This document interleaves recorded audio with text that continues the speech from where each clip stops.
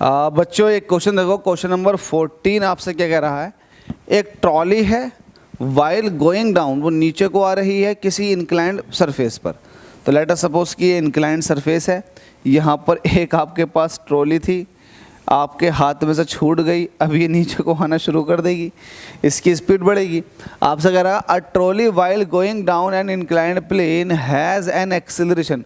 ओहो, ट्रॉली का एक्सेलरेशन दे रखा 2 सेंटीमीटर पर सेकंड स्क्वायर। अब तो बहुत ज़्यादा नहीं बढ़ रही इसकी स्पीड, एक्सेलरेशन बहुत ज़्यादा नहीं है, 2 सेंटीमीटर। इसको मीटर में कन्वर्ट कर लो, सेंटीमीटर को मीटर में कन्वर्ट करने के लिए 10⁻⁻² से मल्टीप्लाई करते हैं, अब ये मीटर पर सेकंड स्क्वायर हो गया। तो ये ट्रॉली का एक्सेलरेशन है। तो ठीक है, एक्सेलरेशन ये कितना है, 2 × 10⁻⁻² मीटर पर सेकंड स्क्वायर का। ये एक्सेलरेशन हमसे कह रहा है what will be its velocity, इसकी वेलोसिटी कितनी होगी, मतलब फाइनल वेलोसिटी की बात कर रहा। इनिशियल वेलोसिटी तो 0 है क्योंकि ये एट रेस्ट स्टार्ट हो रही है। A trolley while going down an inclined plane has an acceleration of 2 centimetre per second square, what will be its velocity after 3 second. 3 second के बाद इसकी वेलोसिटी क्या होगी।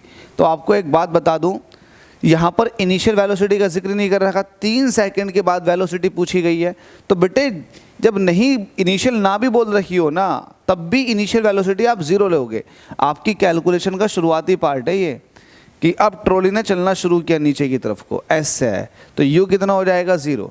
तो आप निकाल लो यार, हमसे पूछ रहा है what will be its velocity, तो इसकी फाइनल वेलोसिटी पूछी जा रही है।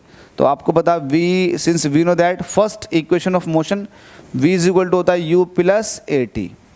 v आपसे पूछा जा रहा है, u कितना है आपके पास 0, प्लस एक्सेलरेशन कितना 2 × 10⁻⁻² का, और टाइम कितना लगा 3 सेकंड का। तो 3 दूनी 6, 6 × 10⁻⁻², इसको आप सोल्व करोगे तो 0.06 मीटर पर सेकंड आ जाएगा। 0.06। क्या कैलकुलेशन में हमने कहीं गलती कर दी क्या, जल्दी बताएंगे। ओहो हो, मीटर पर सेकंड स्क्वायर। मैंने तो गलती नहीं की है, इन्होंने ही गलती कर रखी है। या तो इसको सेंटीमीटर पर सेकंड को जो मीटर पर सेकंड में लिखो, मीटर पर सेकंड स्क्वायर में लिखो, या इन सारे यूनिट्स को सेंटीमीटर पर सेकंड में लिखो।